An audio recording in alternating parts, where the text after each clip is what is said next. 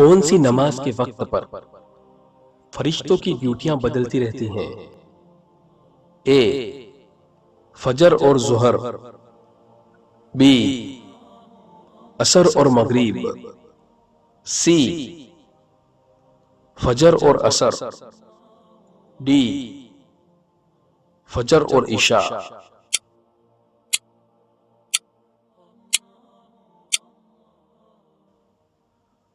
اور اس سوال کا صحیح جواب ہے سی فجر اور عصر۔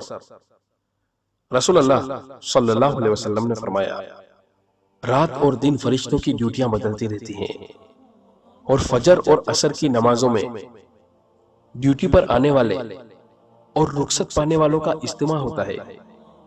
پھر تمہارے پاس رہنے والے فرشتے جب اوپر کی طرف جاتے ہیں تو اللہ سبحانہ وہ پوچھتا ہے، حالانکہ وہ ان سے بہت زیادہ اپنے بندوں کے متعلق جانتا ہے، کہ میرے بندوں کو تم نے کس حال میں چھوڑا؟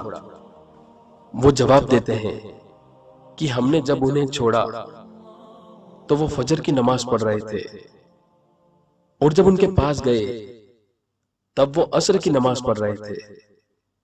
صحیح بخاری۔